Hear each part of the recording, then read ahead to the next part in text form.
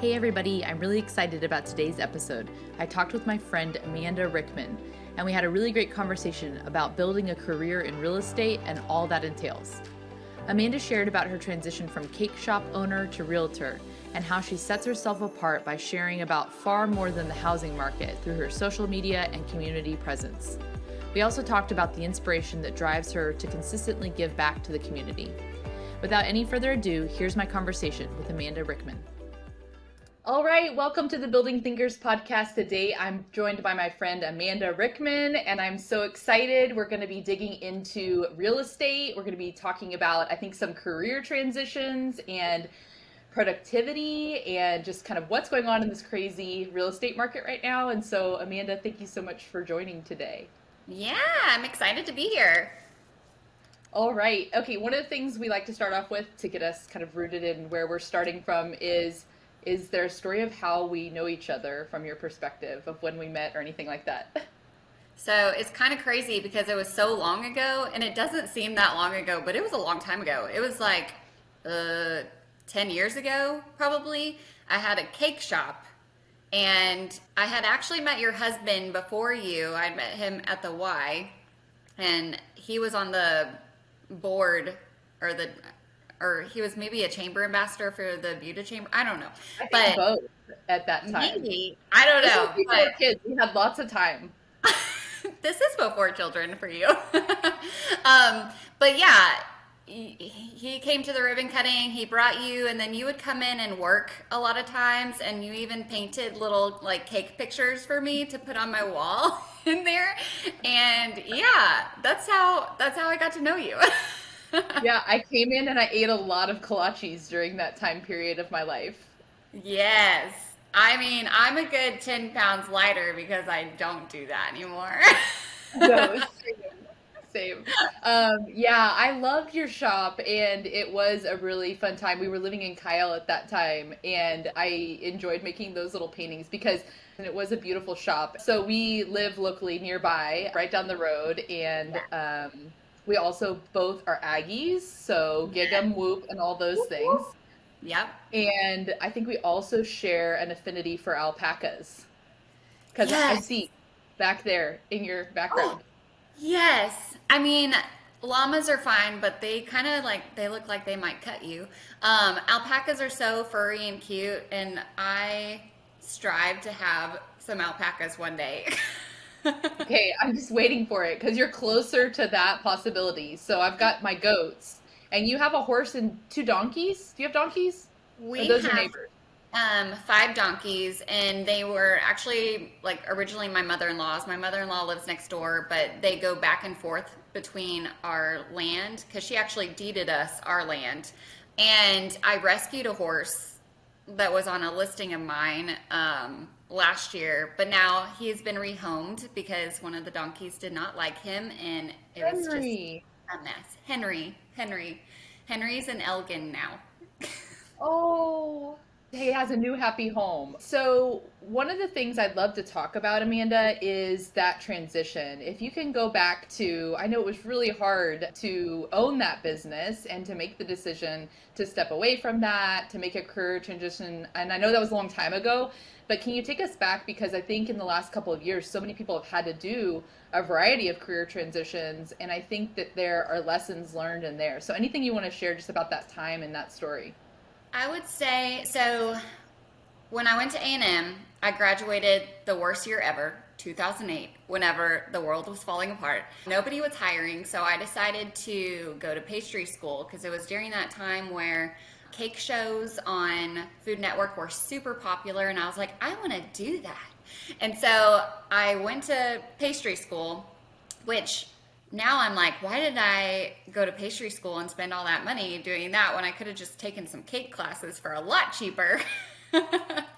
But going like a few years up, my father-in-law actually passed away in 2011, and my mother-in-law was like, you know what?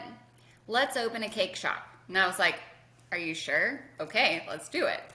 So that's kind of how we got into the cake shop. And we did that for 2 years. And through that period of time, there was my broker now and co-broker, who's actually my real estate coach. They were in the Carrington house, which was right next door. And they would come over Yeah. and meet clients there. They would talk to me all the time. And then I met like several other people in the same industry. And honestly, like real estate never crossed my mind. But then our landlord came to us and was like, okay, your lease is over. If you want to release, it's going to be a 3-year lease. And both my mother-in-law and I were like, we're done. We can't do this anymore. Because it was also before Buda became hoppin' and there was no foot traffic. Basically, we were making wedding cakes and some random stuff for the little traffic that came through and basically paying enough to stay there, like paying rent.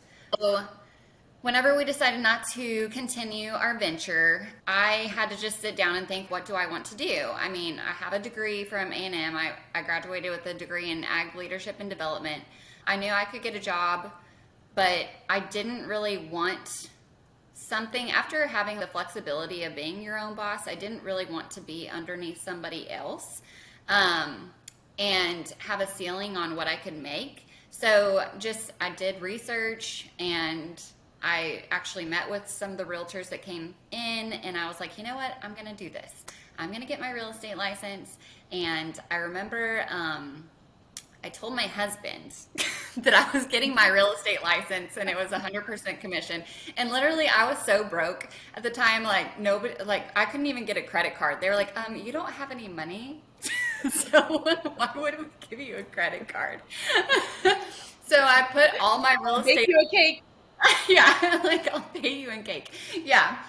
So I put all my real estate classes on my husband's credit card, and I was bounded and determined to make it work, because he was like, that's the stupidest thing I've ever heard in my life. Why would you do that? And I was like, watch me. Sounds like a challenge. Challenge accepted. Okay, and listeners need to remember this moment in the story when she talks about where she has ended up. Yeah, and it was definitely a change in pace, and it was very stressful. It was a big decision to go to something that was 100% commission for sure, but I was kind of like used to it, because really having my own business in the cake world and having overhead to pay, that was very similar, but this had the capability of making more money. And honestly, it just checked all the boxes. I wanted flexibility. I didn't want a ceiling on what I could make. I love helping people, and real estate is that. And I didn't know that I was going to fall in love with it, but it's definitely it's not just a job, it's a career for sure. It's my life, basically. Oh, I love it. So what would you say to people that are maybe in that transitional moment of like, no matter what the career is, in making the decision to, in your case, close the cake shop and make the transition that seemed, especially at a time where things were rather tight, and making the call to invest in yourself, and like, what would you say to somebody that's in that moment that you recall that you really thought about? I would say life's too short. Take the leap and do it. And whatever you decide to do, you get out of it what you put into it. So as long as you're working hard, you should see an outcome. But yeah, I think overall life's too short, and you never know when your last day is going to be. So jump in.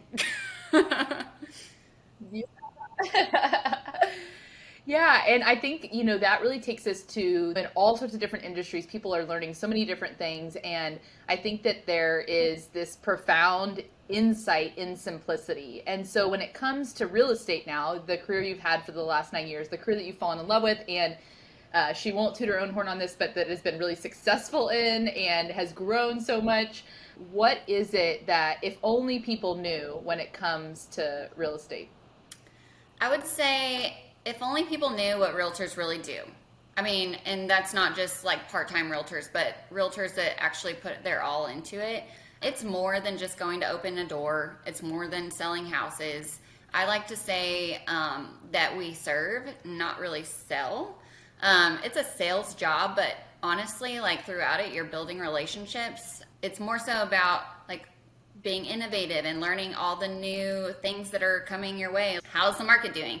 How can I market things better? Learning how to do Google ads, which is, if only people knew what it really took to be in real estate, I think that it would be a whole different ball game. Because I think I wrote this, but like, in what career do you see like people going around town making videos of like, oh, who has the best tacos, when you don't even sell tacos? It's because you're like selling yourself because you want people to trust you. So you're trying to put yourself and your authentic self out there so people learn to trust and know you before. Because I mean, you're going to be dealing with one of the biggest assets that most people will ever have. So you wouldn't just go up to some random person on the street and be like, can you help me buy a house? Yeah. Yeah, and you do such a remarkable job at that. You're my run influencer, first of all, on Instagram. I'm always like, which trail is she on? Where is that?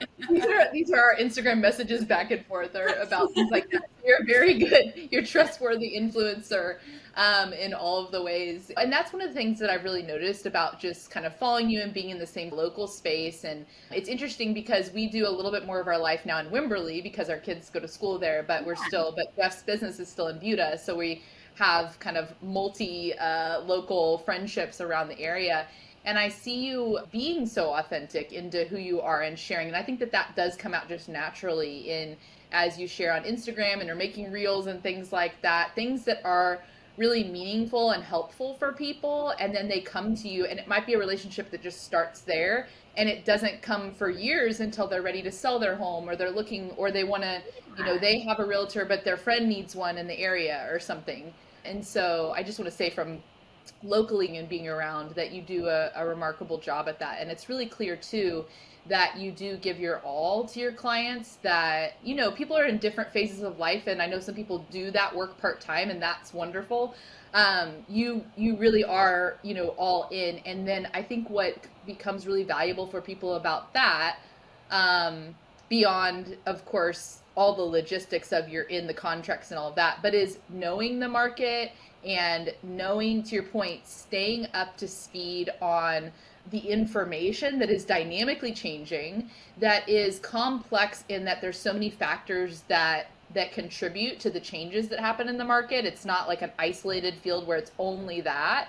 It's politics and legislation. Politics, like listening in on the city council meetings, or just knowing what's coming to the area, knowing what's like where certain schools are zoned. And it's just so much that you have to keep in front of in order to like be the best resource for people. Let's dig in for a moment. This will be our real estate specific section. And the questions that I hear from my friends that like, we are really glad we bought our house at the time that we did and so we're not going anywhere. But a lot of my friends are either looking to move and are in kind of these complex situations where they're maybe like coming from Austin, wanting to come more this direction, or, and so anything you want to kind of summarize about if somebody came up to you today and said, okay, Amanda, what are your thoughts on the market right now? What are your thoughts? Okay.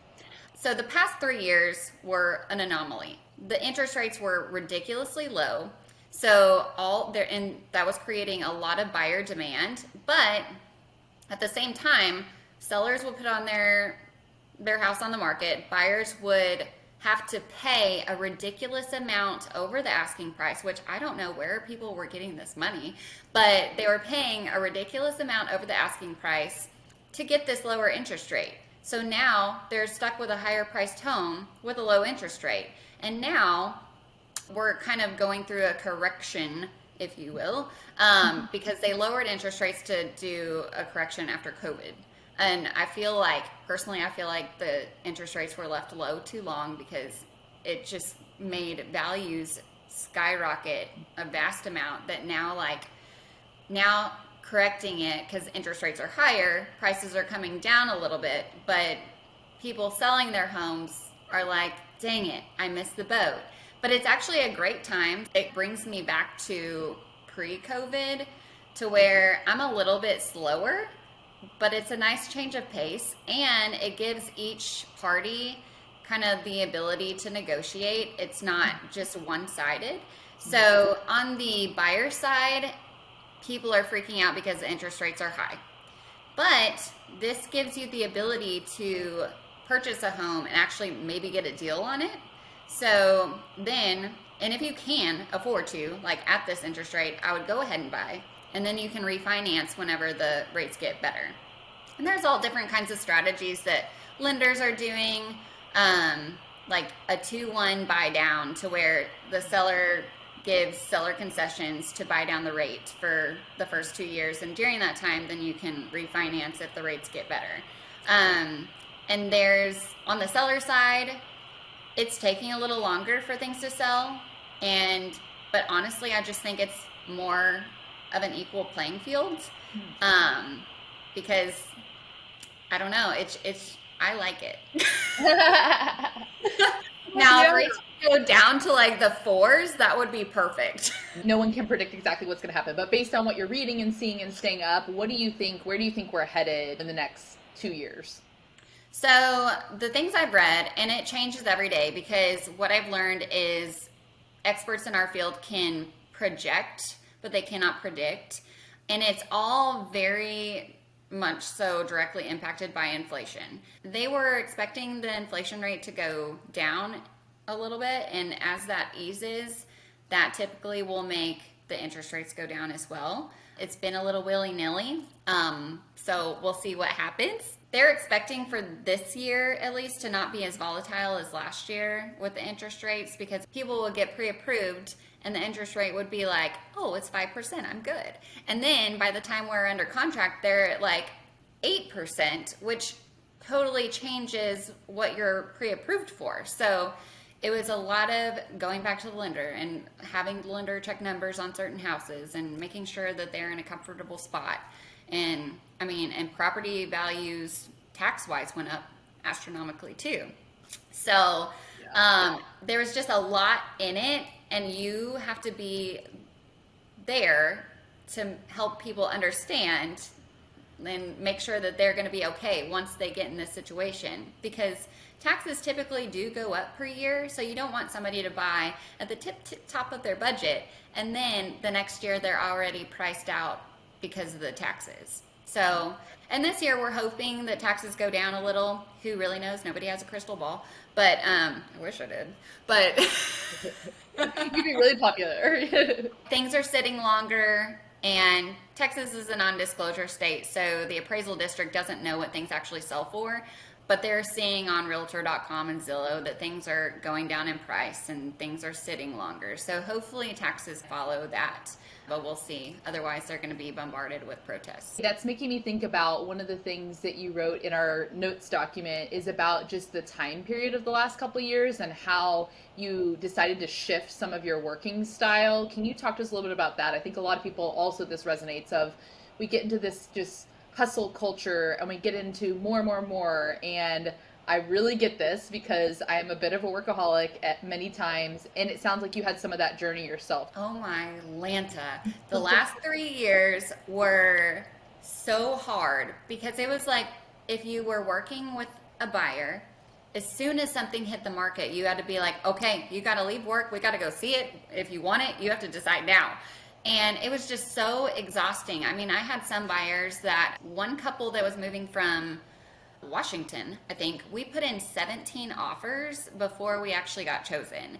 And so it was exhausting. I felt like a little hamster on a wheel that wasn't going anywhere, because you don't get paid until somebody closes. But it was exhausting. As the market has shifted, it's actually given me time to step back, set boundaries, and just because like during the last 3 years, it actually made me start to not enjoy what I do.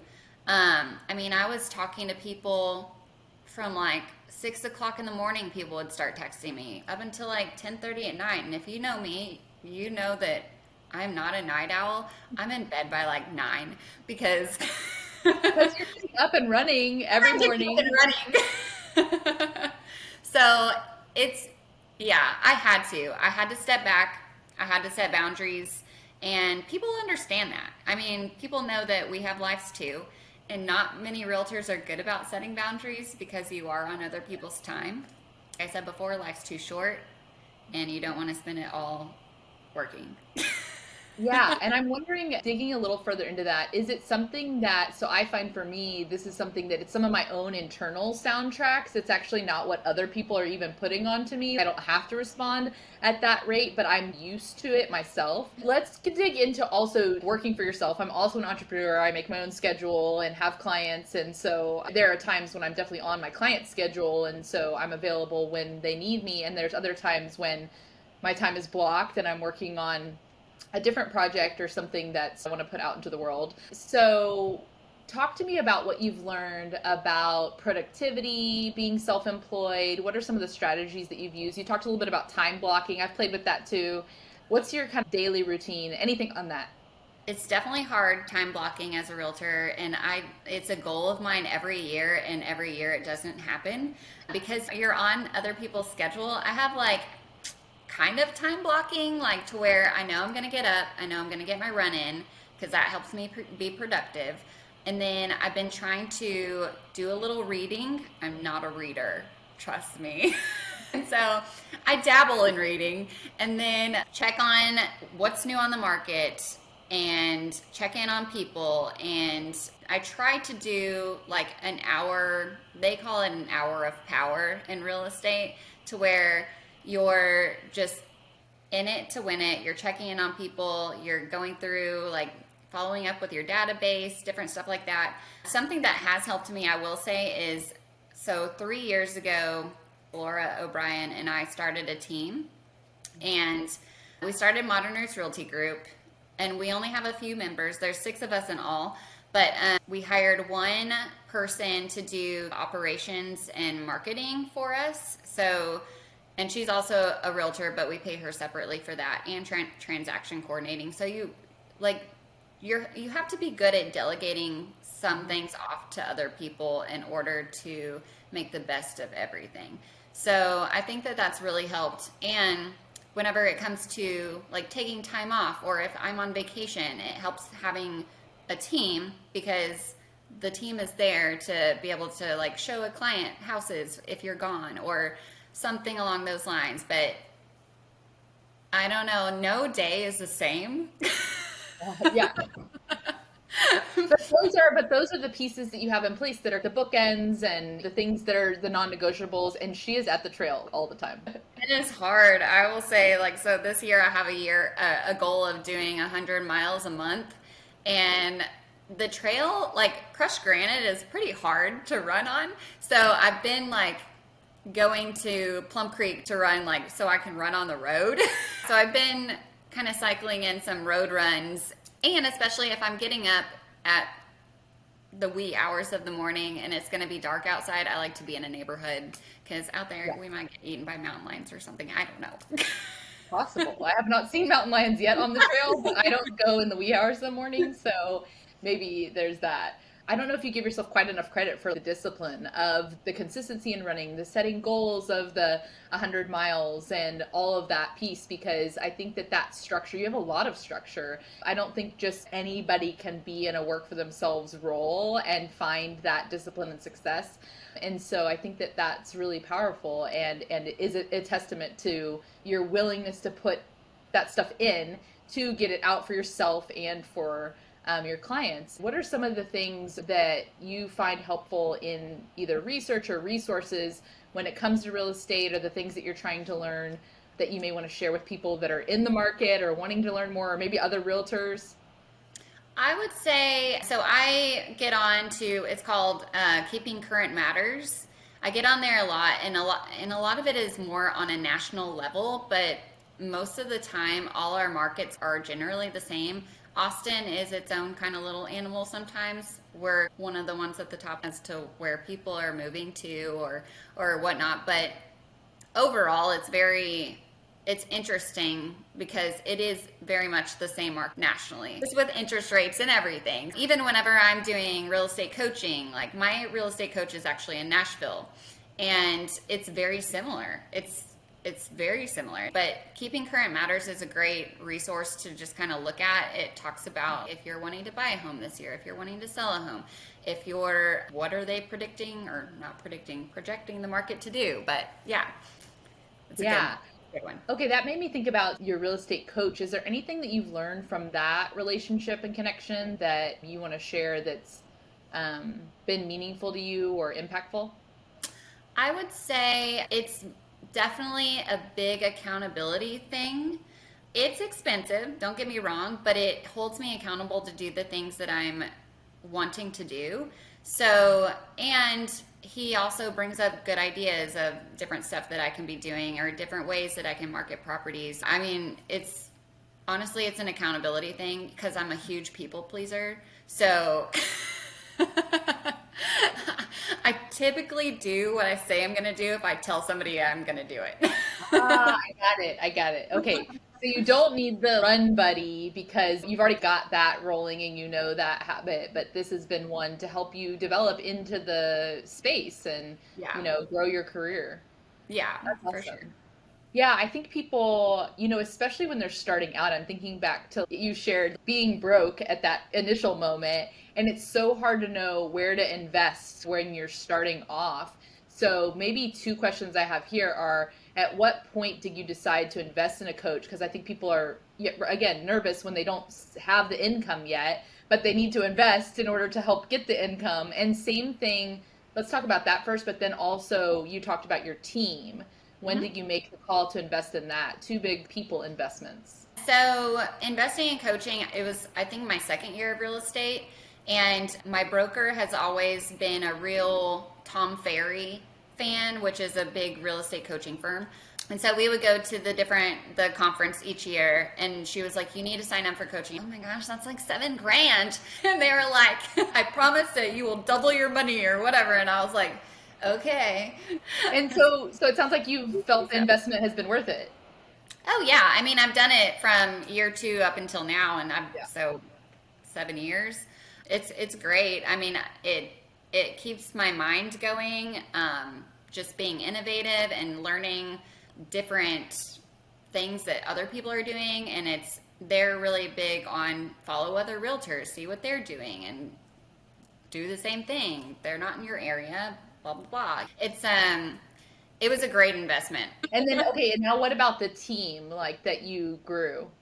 So Laura and I went to the conferences together, and we had a goal of making a team together because we're basically the same person. If you've ever met us, I think it was the first conference we went to. We showed up to our office to ride to the airport. We were literally wearing the same thing, like same exact pants.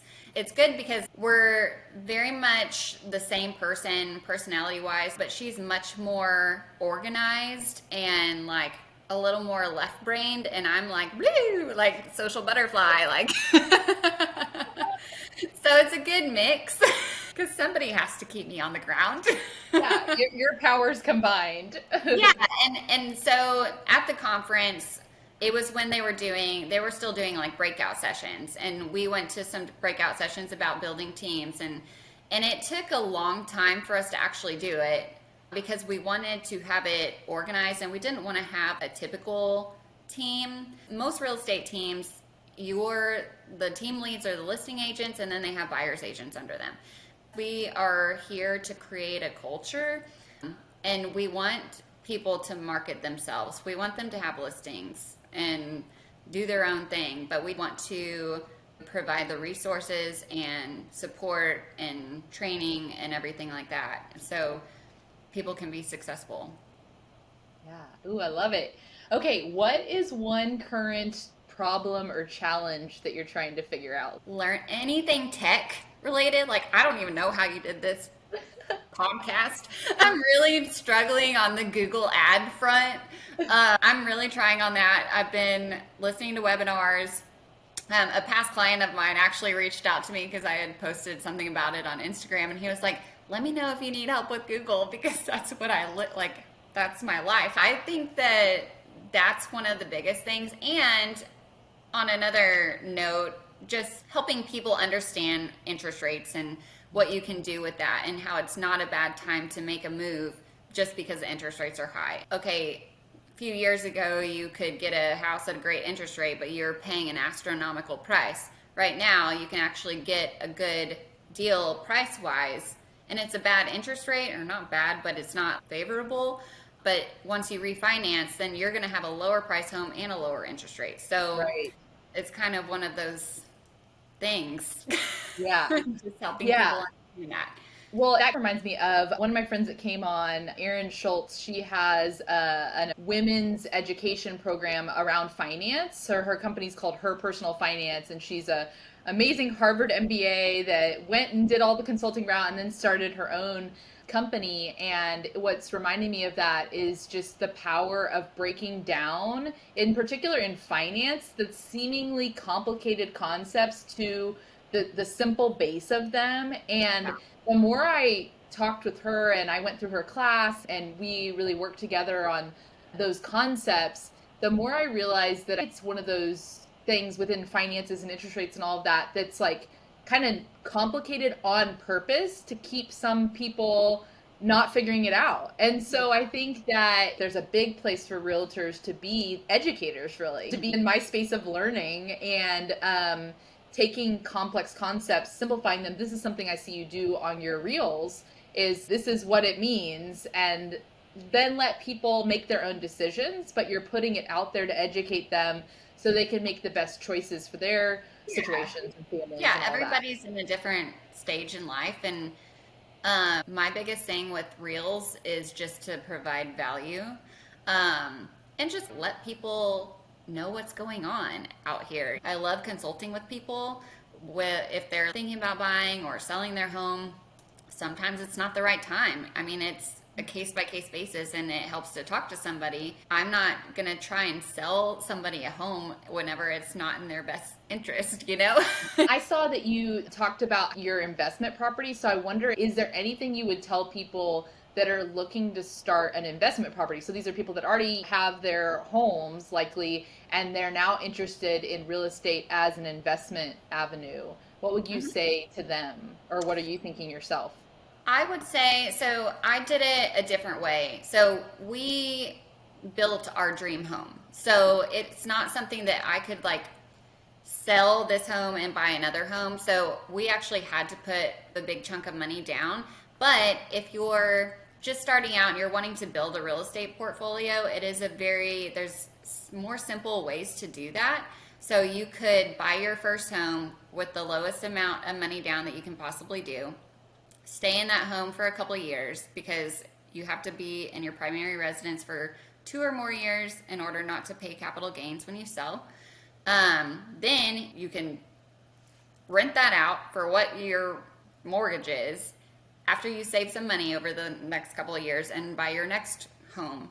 And that can be your new primary residence. So you can just keep wash, rinse, and repeat in order to build your portfolio that way. And that's more so like if you're investing in like long-term rentals probably.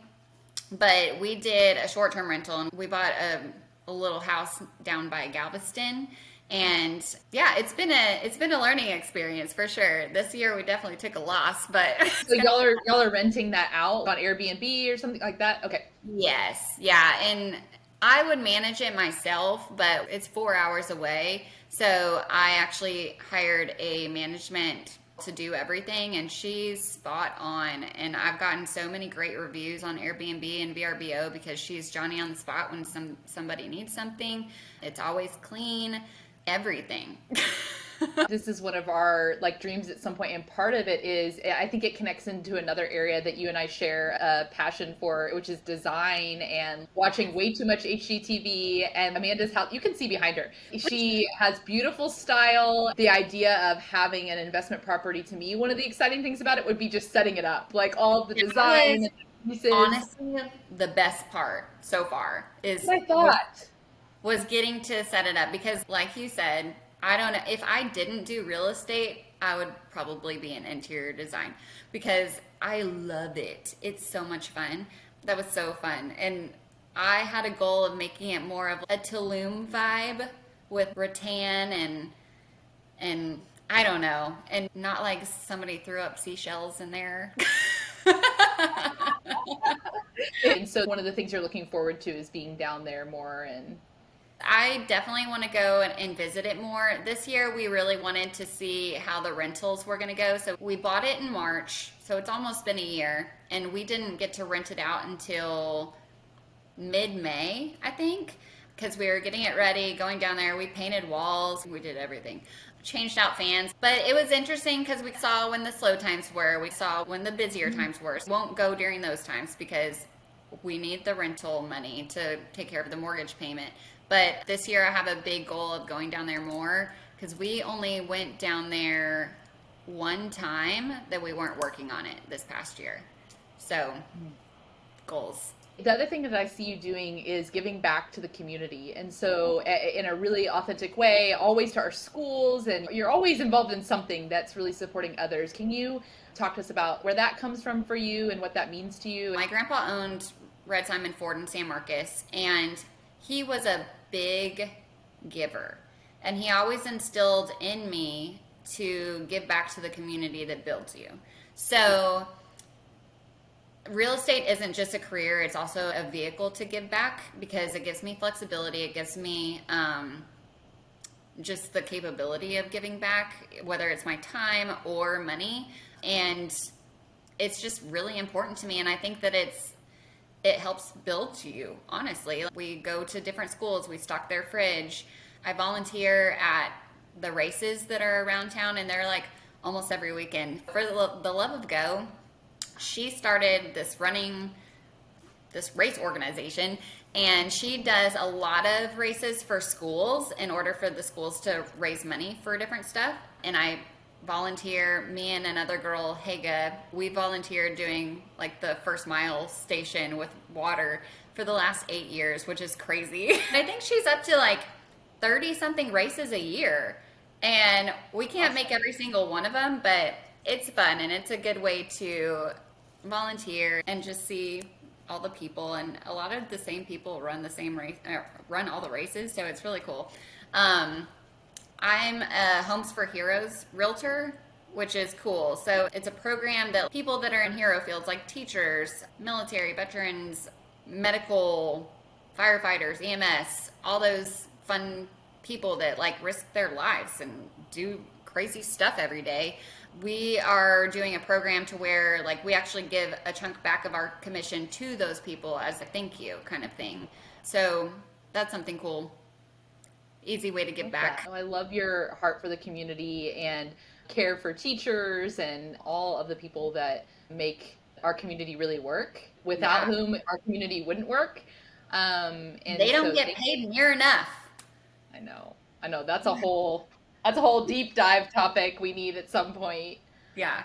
Amanda, share with us any recommendations, any books, podcasts, any of that is meaningful to you. I'm not a big reader, as I said before, but Jen Baker on my team, she's really big into giving us books to read. And so she gave us The Go Giver, which is basically how I work. It was a great book. And then she also gave me The Energy Bus, which I'm still reading, but it's basically all about starting your day out with a good mindset. Your mindset can change anything in your life, really, because if you start out with a negative mindset, you're just going to attract negativity. And then one book that I've started and I have not gotten far into is Girl, Wash Your Face. So we listened to Hustle Humbly, which is, they're two realtors in Louisiana, and they are not in the same brokerage, but they're friends. And it's all about community and not competition. So, and it's very cool to listen to them go about like how they've built their businesses and different stuff that's going on in their market, and just it's really cool. And one of the girls was flipping a house for a while, and her going through how she's designing certain stuff. That was really cool. And then another one I like is called Gold Digger, which is kind of funny because I initially listened to it because I like the name, but she's a funny girl. So it's all about making goals and making them happen. Yeah, let's go into where can people find you on Instagram and all of that, and I'll put all of these links in the episode description. Okay, cool. It's one word, 4-Legged Farmhouse on Instagram, and On Facebook, it's Amanda Simon Rickman. Awesome. Amanda, thank you so much for coming on. It was so fun to talk, and I look forward to continuing to just see the amazing things that you're doing. Thank you for supporting our community. I hope you get alpacas someday so I can come see them. Yes. And just thank you. Thanks so much for listening to the Building Thinkers podcast. Don't forget to subscribe and share with your friends. And if you enjoyed what you heard, please leave a podcast rating and review. That helps more listeners find us in the world of podcasting algorithms. You can find out more about my learning and development strategy services at buildingthinkers.com. And remember, there's no limit to what you can learn.